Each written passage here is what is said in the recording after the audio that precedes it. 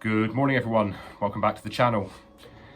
You join me today on a very wet Friday. We seem to have a lot of wet Fridays. Last Friday was wet.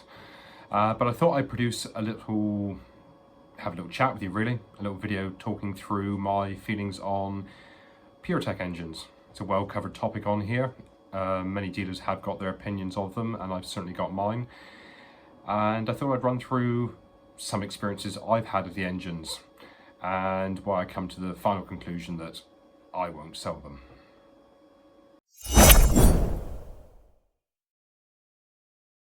Right, well, to begin with, before I start finding fault with the 1.2 and the 1 litre PURETECH engines, I accept there are going to be those of you out there that have bought them, run them for years, had no problems, had a timing belt change and are perfectly happy. And that, you know, put your comments on the video by all means. It would be interesting to gauge reaction, but the reason I don't sell them, and I have drawn a line under it, is simply due to the wet belt and due to oil consumption. Now, the wet belt is a timing belt submerged in oil and has been proven over the period of the life of the engines, or far short of the expected life of the engines, that timing belt will deteriorate and cause oil pickup issues and potentially break. You don't want a timing belt degrading. Now, timing belts obviously have been fitted to cars for years. It was always a straightforward case. Some cars had a timing belt, some cars had a chain. And over the years as well, we've seen certain manufacturers get the belts perfect and certain manufacturers producing chains that have stretched. The general consensus is that a chain is better, but we go back, some of the VW Audis, around the TSI engines, they used to have issues with stretching chains. It's not unheard of, a chain will stretch, but personally, in most cases, I would say a chain is better, but shoot me down in flames if you disagree with that. But with the PURETECH, you had a timing belt that was submerged in oil. Now, this isn't my opportunity to slate Peugeot and Citroen. They shouldn't have done it. It was, in my opinion, it's a stupid idea. It's unnecessary. Other manufacturers have done it. Obviously Ford have done it, and if I'm right in thinking, the Honda 1 litre VTEC engine is also a wet belt. Again, correct me if I'm wrong, but that to me was a ridiculous, terrible idea from Honda. Honda, who have produced such fantastic engines over the years, to now be producing an engine with a wet belt just seems absolutely bizarre.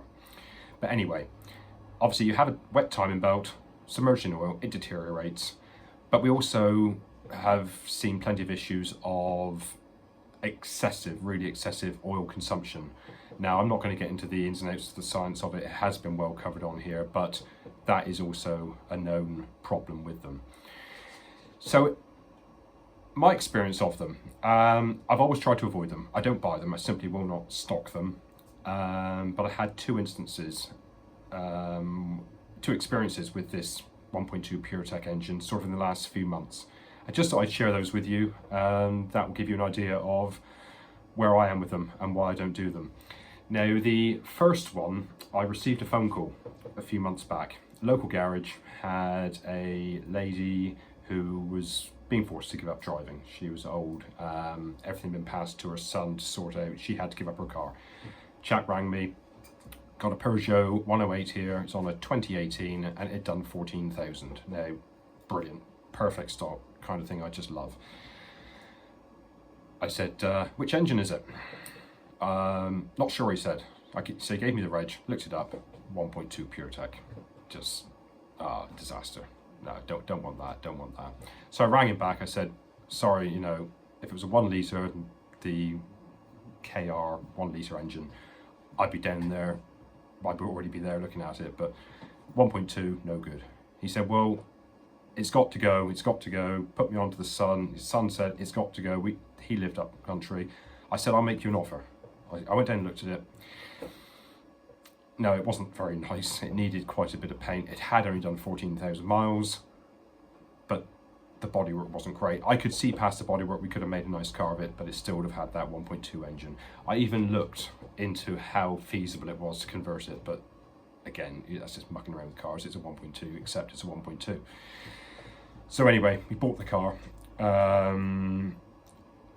I was embarrassed, absolutely embarrassed at how little I paid for it. I told him I didn't want it. He knew of the issues. He didn't want the hassle. I don't think money was an object with them, but it was simply embarrassing how little I paid for it. I didn't force him to. He could have done whatever he wanted, but he accepted the offer. And I brought it back. And yes, it drove fine. Of course, it did. It was only 14,000 miles. The belt probably wasn't that deteriorated, but it was original belt. I rang up the main dealer. It wasn't that expensive. £700, I think they quoted me to change the belt. I priced up the bodywork, and I just thought, no, I've drawn a line under these. I don't sell PureTech wet belt engines. So I traded it off, and it returned me a fair profit. Now, to cut a long story short, that car ended up about a month later on another dealer's forecourt local to me. It passed through the trade. A few passed it on, made a little bit on it, made a little bit on it. It ended up on another forecourt 4 times the price that I paid for it. And that's fine. That's fine. If they want to stand that engine and they're putting a warranty on it, that's absolutely fine. But you can see the opportunity I had there, how much I could have profited out of that 1.2 PureTech. And chances are with 14,000 miles, I could have sent that out the door and it would never have been a problem on my watch. But there's the principle of it. It's not a case of whether it goes wrong on my watch, it's whether it goes wrong in 2 years' time, 3 years' time.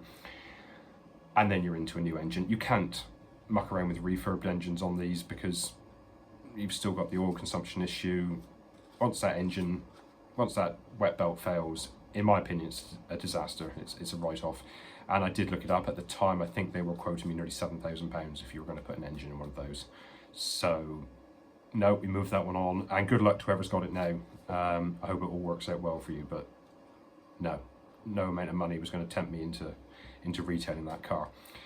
Fast forward, it wasn't more than a month or so after, we had a couple come in looking for a first car for their daughter. They were keen on a little Igo I had here. They had a Peugeot 208 with that same engine, and it was actually a really nice looking car, 15 plate, really clean and tidy, and they were lovely people. Yeah, but it was a 1.2 PureTech. So they went out for this test drive. I let them go out in the Igo. So I had a quick look around theirs. Full service history on the button every year. I think they were averaging about 4,000 or 5,000 miles a year. Lifted the bonnet. I think it was serviced.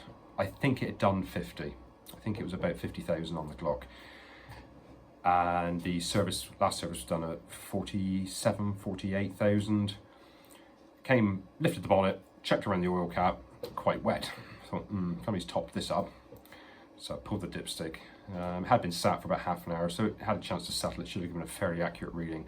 I couldn't find a drop of oil on the dipstick. It was bone dry. So they came back from the test drive. I said, you got oil issues with this car? Oh, he said, we topped it up a few weeks ago. Topped it up because it was down a bit. He said, which is strange because it only hadn't been serviced that long. Right, okay. Alarm bells ringing now. They were shocked. I sat them down, went through what was actually happening with their beloved Peugeot 208. And yeah, unfortunately, lady was quite upset. She was like me. She just couldn't work out what she could possibly do with this car now. I said, you're looking at a £7,000 engine replacement, which was never on the cards on a 15 plate Peugeot 208. So they moved it on themselves. I won't tell you where they sent it, but you can probably guess where anything that people don't want tends to get sent. And they came back and bought the Igo, and I didn't have to deal with that one. But that was just a couple of instances. I mean, I don't have great experience with them because I'm not exposing myself to them. I see them listed, I see them offered to me, I see them in auctions, and I just walk straight past. It's not even something I'm going to contemplate.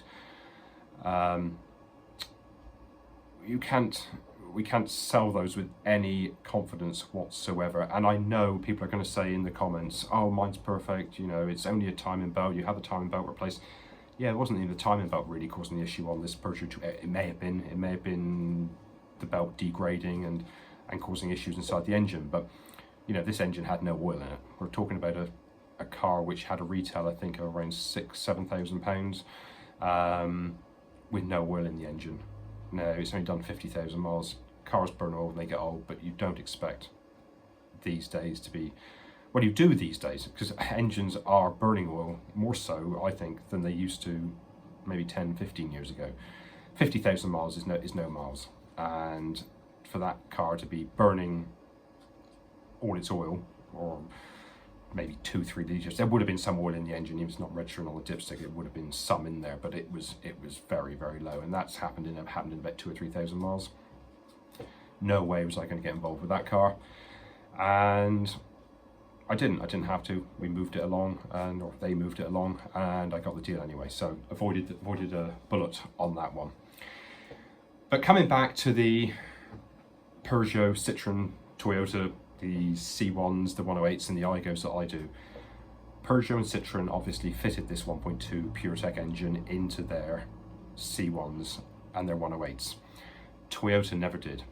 Toyota only ever supplied Aigos with a 1 litre engine, which you could also get in the C1s and the 108s. Now, the amount of people that will automatically see a 1.2 engine as opposed to 1 litre engine and think, of course, naturally you do. It's more horsepower. It's going to be quicker. It should be maybe a little bit more refined. Personally, I didn't find the engine any more refined, and the 1 litre isn't that refined, but it's okay for what it is. But it's a real trap that people can fall into, and I just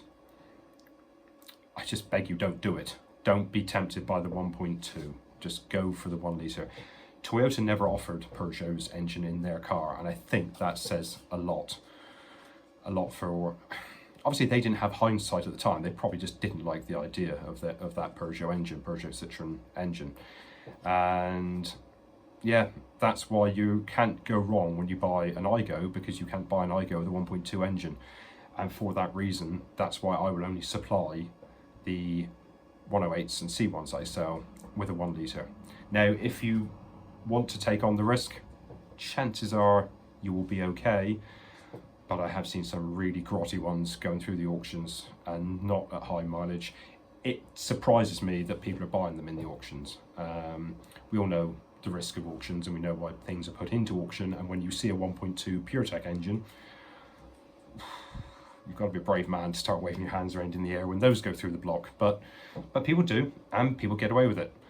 But it comes back to the principles of why I am the way I am, why I haven't made myself a millionaire in the years I've been doing this, because I could sell them, I could sell loads of them, and chances are 99% of them would go out the door, and I would get through the 3-month warranty, the 6-month warranty, maybe a 12-month warranty. If you had to replace one then, and you sold 100 of them, well, you've still made the money, but it's not a risk I'm willing to take. And I want to sell cars to you that will be good for 3, 4, 5, 6, 7, maybe do 10 years. And there's absolutely no way I could hand on heart sell you one of my C1s or my 108s if it had a 1.2 engine. Just wouldn't do it to you. So anyway, we'll leave that there today. That is the reason why I don't sell 1.2 Citroen C1s and 108s. There's obviously a lot of in-depth analysis on YouTube of the actual problems, what actually scientifically happens with these engines. Yes, they have improved them recently by going over to a chain. I think, as I look at it, it was from 2023 they changed over to a chain. And Ford similarly, they've done things with their EcoBoost, and I'll cover those again. I have sold EcoBoosts in the past, but not anymore. But we'll cover that in another video. So, if you have any opinions on the 1.2 PureTech, I actually really would like to hear from you. Would be really interesting to hear what your experience has been, whether it's been perfect, and I'm talking gibberish, or whether you've had an absolute stinker. Obviously, I don't want to turn your misery into entertainment, but it'll be interesting. It'll be interesting, and it's a warning to everybody else. Just stick to the 1 litre. If you're looking for an Aigo, you're going to get 1 litre anyway. But if you're looking for a C1 or a 108, don't be tempted by that. I think it's 10 extra horsepower. Just don't do it. Don't do it. It's not worth it. Avoid it, and give yourself a simple life. Buy yourself a 1 litre, because to be honest, in the worst case scenario that your 1 litre engine fails in your C1 108, they won't fail. They'll just get old and a bit tappety. you can buy them out of scrapyards, like second-hand engines, for £300-400. That's no problem, is it? You know, another couple £100 to fit an engine, you're on again. That's not the case with the 1.2. So anyway, we'll leave it there for today. Thanks for joining me. Thanks for listening to what I've had to say. Obviously, it filled in a quarter of an hour of a wet Friday. We'll do some further content. We'll do some more collection of vehicles, some videos of those. Nothing in the pipeline for a minute. We've had a little bit of a quieter few days, but we're on the tail end of the Easter holidays, so that's to be expected. It's always the same holiday season. But if you've enjoyed the video, give it a like, consider subscribing to the channel, and we will catch you on the next one. Take care of yourself. All the best. Bye for now.